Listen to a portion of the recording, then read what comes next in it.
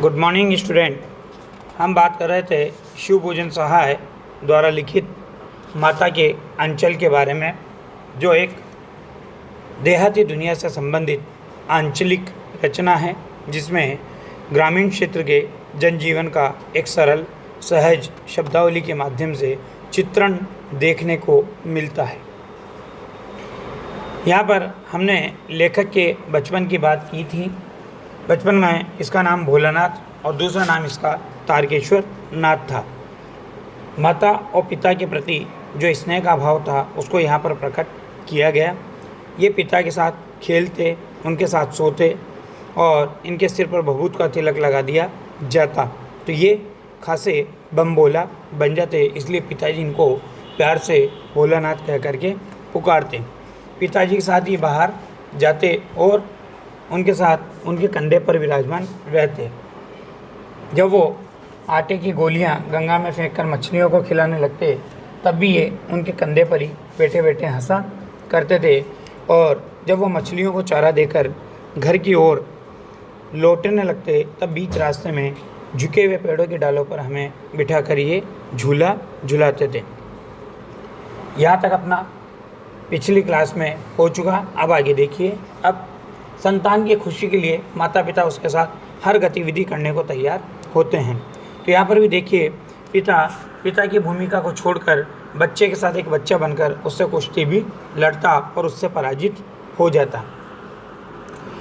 तो लेखक यहाँ पर कह रहे हैं कि कभी कभी बाबूजी हमसे कुश्ती भी लड़ते, वह शिथिल होकर हमारे बल को बढ़ावा देते और हम उनको पछाड़ देते थे। वो उत्तान पड़ जाते थे। उत्तान यानी पीठ के बल लेट जाते थे और हम उनकी छाती पर चढ़ जाते थे। जब हम उनकी लंबी लंबी मूछें उखाड़ने लगते, तब वह हंसते हंसते हमारे हाथों को मूछों से छुड़ाकर उन्हें चूम लेते थे। फिर जब हमसे खट्टा और मीठा चुम्मा मांगते, तब हम बारी बारी करके अपना दायां और बाहिना गाल उनके मुंह की ओर फेर देते थे। बाएं का खट्टा चुम्मा लेकर जब वह दाहिने का मीठा चुम्मा लेने लगते, तब अपनी दाढ़ी या मूछ हमारे कोमल गालों पर गड़ा देते थे। हम झुंझलाकर फिर उनकी मूछें नोचने लग जाते थे।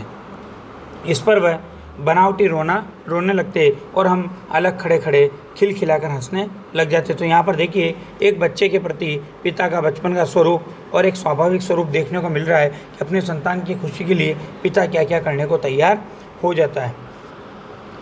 उनके साथ हंसते हंसते जब हम घर आते, तब उनके साथ ही हम भी चौके पर खाना खाने बैठते थे।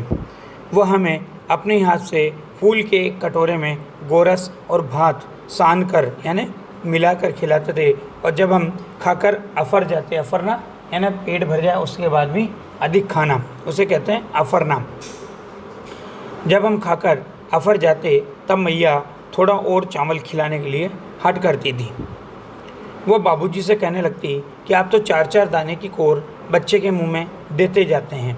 इससे वो थोड़ा सा खाने पर भी समझ लेता है कि हमने बहुत खा लिया। आप खिलाने का ढंग नहीं जानते। बच्चे को भर मुँह कोर खिलाना चाहिए, क्योंकि माँ का ऐसा मानना है, जब खाएगा बड़े बड़े कोर तब पाएगा दुनिया में ठोर। यहाँ पर कहने का अभिप्राय है कि बच्चे का अगर बचपन से ही पोषण, स्वास्थ्य का ध्यान नहीं रखा गया है या उसका पोषण अच्छी तरह से नहीं हुआ, तो उसका शरीर कमज़ोर रहेगा। और जब शरीर कमज़ोर होगा तो वो ज़िंदगी में आगे संघर्षपूर्ण जो समय आएगा, या संसार के लोगों से जब उसे अन्याय और अत्याचार के खिलाफ लड़ना पड़ेगा, या अपने ही जीवन को सार्थकता सिद्ध करने के लिए उसे प्रयास करना पड़ेगा, तब वो दुनिया में कैसे अपने आप को स्थापित कर पाएगा। इसलिए बच्चे को मानसिक और शारीरिक रूप से स्वस्थ होना चाहिए और उसके लिए बचपन से उसे भरपूर भोजन और पोषण प्राप्त होना चाहिए। तो माँ पिताजी को कहती है कि देखिए, मैं खिलाती हूँ, मर्दुए क्या जाने कि बच्चों को कैसे खिलाना चाहिए। मर्दुए का मतलब मर्द यानी आदमी, और महतारी यानी माता। महतारी का मतलब माता के हाथ से खाने पर बच्चों का पेट भी भर जाता है।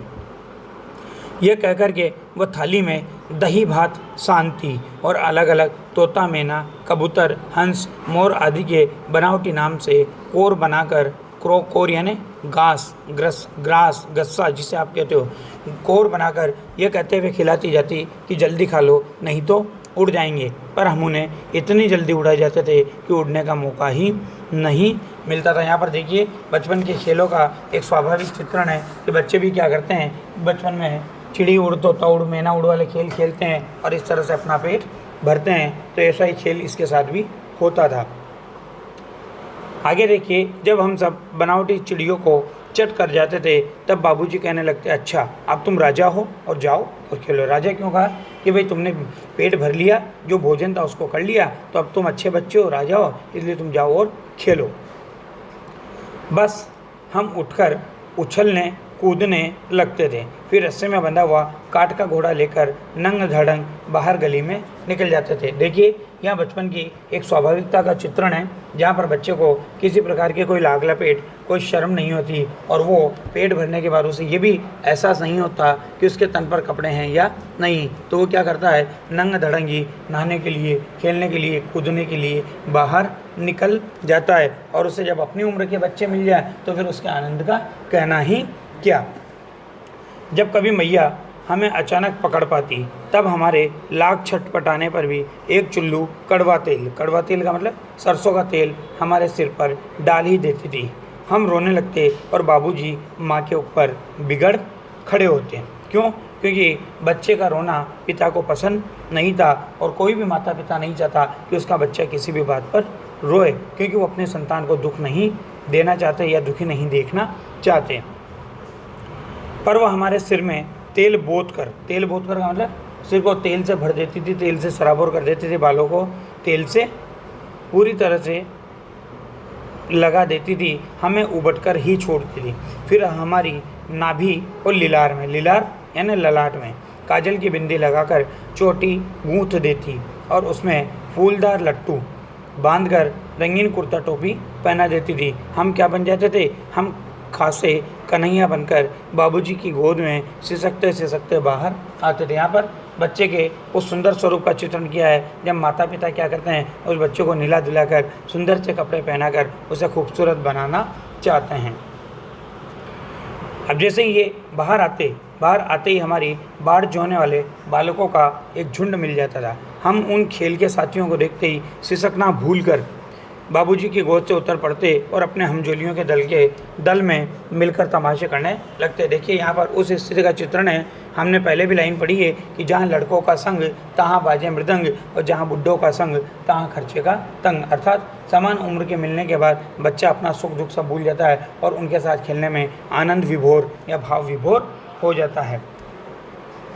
अब ये तमाशे भी ऐसे वैसे नहीं करते थे, तरह तरह के नाटक करते थे। जैसे आप लोगों ने भी बचपन में खेल खेले होंगे, चबूतरे का एक कोना ही नाटक घर बन जाता था। बाबूजी जिस छोटी चौकी पर बैठकर नहाते थे वो क्या बन जाती, रंगमंच बन जाती, रंगमंच स्टेज। उसी पर सरकंडे के खंभों पर कागज़ का चंदोवा तान कर, चंदोवा जानते हो, छोटा शामियाना टेंट के होते हैं ना जैसे, हाँ, मिठाइयों की दुकान लगाई जाती। उसमें चिलम के खोचे पर, मतलब चिलम का वो स्ट्रक्चर, खोचे पर कपड़े के थालों में ढेले के लड्डू, मिट्टी के ढेलों के लड्डू होते और पत्तों की क्या बनाई जाती, पूड़ी और कचौरियाँ बनाई जाती, गीली मिट्टी की जलेबियाँ बनाई जाती और फूटे घड़े के टुकड़ों के बताशे बन जाते। आदि मिठाइयाँ क्या की जाती, सजाई जाती। ठीकरों के बटकरे बन जाते और जस्ते के छोटे छोटे टुकड़ों की क्या बना लेते थे, ये पैसे बना लेते थे। आप देखना इस प्रकार की बातों से आपको भी आपका बचपन याद आ रहा होगा, जब आपने मिट्टी के घरौंदे बनाए होंगे, बजरी में घरौंदे बनाए होंगे, छोटी छोटी दुकानें लगाई होंगी, खेल खेले होंगे, शादी ब्याह के खेल खेले होंगे, गुड्डे गुड्डियों के ब्याह रचाए होंगे। तो इसी तरह से ये भी बचपन में खेल खेलते थे। हम ही लोग खरीदार हो जाते और हम ही लोग दुकानदार हो जाते। बाबूजी भी 2-4 गोरखपुरी पैसे खरीद लेते थे। थोड़ी देर में मिठाई की दुकान बढ़ाकर हम लोग क्या बनाते थे, घरौंदा बनाते थे। घरौंदा कहा जाता है मिट्टी के जो छोटे छोटे घर होते हैं उनको। धूल की मेड़ दीवार बनती और तिनकों का छप्पर बन जाता। दातुन के खंभे बन जाते, दिया सलाई की पेटियों के किवाड़ बन जाते। दिया सलाई अर्थात माचिस। घड़े के मुहड़े की चूल्हा चक्की बन जाती, मतलब घड़े का जो मुंह होता है। दिए की कढ़ाई बन जाती और बाबूजी की पूजा वाली आचमनी कलछी बन जाती थी। पानी का घी बना लेते और धूल का पिसान यानी आटा, और बालू की चीनी बना लेते और हम लोग ज्योनार तैयार करते थे। ज्योनार यानी भोजन तैयार करते थे।